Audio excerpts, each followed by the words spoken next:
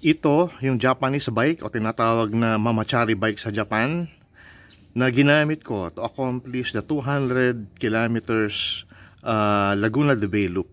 Ganun yung layo nun eh. So, nag-start from saan ba kami nag-start? Sa may Bikutan sa may C6 area. Hindi. Reverse ang ginawa namin.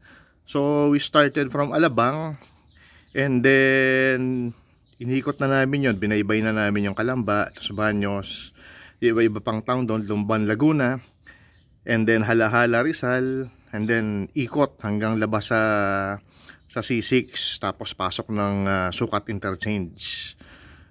Yan, 200 kilometers yung total distance noon. Ginawa ko yun using this Japanese bike para lang mapatunayan ko sa sarili ko na hindi ka naman kailangan bumili ng mamahaling bisikleta para ma-accomplish mo yon. Hindi mo kailangan ng super gaang na bike, hindi mo kailangan ng carbon bodied bike or aluminum bodied bike kasi ito steel body to Hindi mo kailangan ng branded bike. Kumbaga ito ay generic bike na napakamura actually. Itong bisikleta na to, nabili ko to second hand. Ang pinalitan ko lang dito itong crank. Ito. Nagpalit ako nito. Tsaka yung plato pinalitan ko. Then yung brake pinalitan ko din ito. Kasi nakakabit na brake dyan. Originally, ang tawag roller brake. Yun yung ginagamit sa Japan pero mahina kasi masyado yung brake na yun So pinalitan ko siya ng band brake na mas malakas ang kapit. So ito yun So ano lang medyo pakikita ko lang sa inyo kung ano yung mga components nito. Well, pagka kasi Japanese bike, yung mga mamachari bike na ganito, may built-in yan na ano bang tawag dito, parang built-in dynamo na nagpa-power dito sa ilaw na to. So hindi mo kailangan ng battery. Kasi kung nakikita nyo tong wire na to, nakakabit dito yan. Pag umandar siya, iilaw to pag madilim. May sensor ito, automatic iilaw pag madilim. Yung gulong nito is 27 by 1 1/4. Ang original na nakabit is 27 by 1 3/8 pero pinalitan ko na mas manipis ng konti para mas magaang. And this is a local tire gawa sa Pilipinas, Leo tire. Even yung interior nito is a Leo tire. And so far sa mga locally made tires, ito yung pinaka-reliable. Ito yung pinakamatibay actually. So ito ang shifter niya. Nung nakuha ko to, sira-sira yung shifter nito. So pinalitan ko lang, mura lang naman to. Nagkabit ako ng malakas na old style na busina or bell para sa mga matataong lugar madali siyang maririnig, lalo na kung kasi mahirap pagka yung matraffic baka hindi ka marinig ng mga tao o kaya baka mabangga ka ng sasakyan. Kailangan mo ng malakas na busina or bell. Ito ginawa ko bell para mas bagay siya sa pagiging mamachari bike niya. Tinanggal ko yung basket dito. May basket yan originally. Kinabitan ko siya ng ito para sa cycling computer to para makikita kung gaano kabilis, gaano kalayo yung nabiyahe ko, anong oras na. And then of course kailangan ko nito. Ito ay bicycle lock para pwede mong iwan na hindi ka matatatakot na mananakaw ang bike mo. Lalagyan ng tools, kinabit ko na lang to. Nandiyan yung aking mga wrenches, plais, spare interior, tire patch repair kit, nandyan. Itong silya, pinalitan ko na mas comfortable, mas malambot ng konti dun sa original.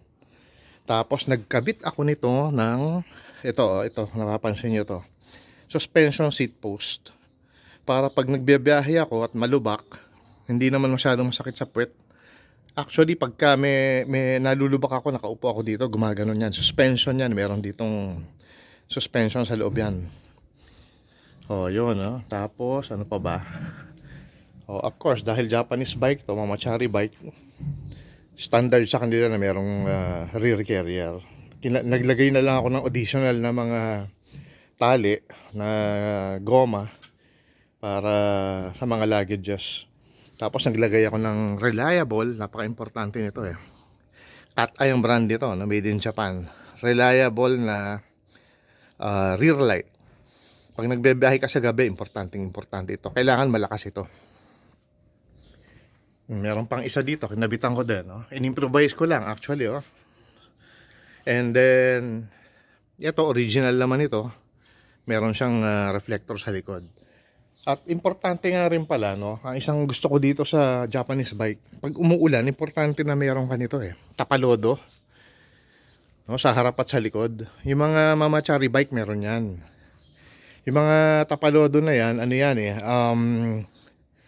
full size siya, meaning mula dito, no, ang laki ng cover niya hanggang doon. Talagang definitely hindi madudumihan ng damit mo, hindi ka mababasa dahil full size ang tapalodo nito. Yan. So ito nga pala ay single lang ang plato sa harap. Tapos 6 lang ang gear sa likod. So technically 6 speed lang ito. Ito original ito na Shimano Tourney na OEM version. Original to. So isipin mo, no, bumiyahe ako ng 200 kilometers using this bike. And 6 speed lang ito. So medyo mahirap siya. Lalo na doon sa mga akyatan sa Lumban, Laguna, tsaka sa mga parts ng Rizal Province. Pero medyo sanay na rin naman kasi ako magbike kaya kinaya. Pero hindi ko ina-advise na gumamit ng 6-speed bike lang kung medyo newbie ka. Pag babiyahin mo yung ruta na yon, dahil talagang nasisiguro ko magtutula ka pag gano'n ang ginawa mo. So, yan. No? Ito nga pala, hindi ito branded na Japanese bike Kasi yung iba, pag sinabi mong branded, yun yung mga Panasonic, yun yung brand na Bridgestone, Maruishi. Pero ito, this is a generic brand or brandless, generic Japanese bike. Ang ibig sabihin, ang frame nito actually ay gawa sa China. Japanese specification. Ini-import ng Japan galing sa China. So, uso rin kasi sa Japan yung gano'n kasi mura kumpara dun sa mga branded na tatak ng bisikleta na made in Japan. Kasi napansin ko sa Japan, parang yung mga ganitong klase ng bisikleta, utilitarian ang purpose nila, ang ginagawa nila, halos hindi nila na-maintain. Pagka medyo nalaspag ng konti o may nasirang pyesa na hindi nila kayang ayusin o ayaw nila ipaayos dahil mura lang ito, niiwan lang nila So kaya marami tayong nakukuhang mga mamachari or Japanese bike dito sa Pilipinas dahil inaabando lang naman ito ng mga Hapon pagka ayaw na nila. So yun no? Mura lang ito lumalabas kasi sa kanila So swerte na rin natin, nakakakuha tayo ng mga second hand na reliable bikes. Actually, hindi lang ito nagamit ko sa hindi lang sa 200 kilometers na Laguna Loop ito nagamit. Madalas, inaakyat ko to ng Tagaytay, pinupunta ako ng Alfonso Cavite, Naik, Kawit Cavite, Noveleta, General Trias, Dasmariñas, no, na ito ang ginagamit kong bisikleta.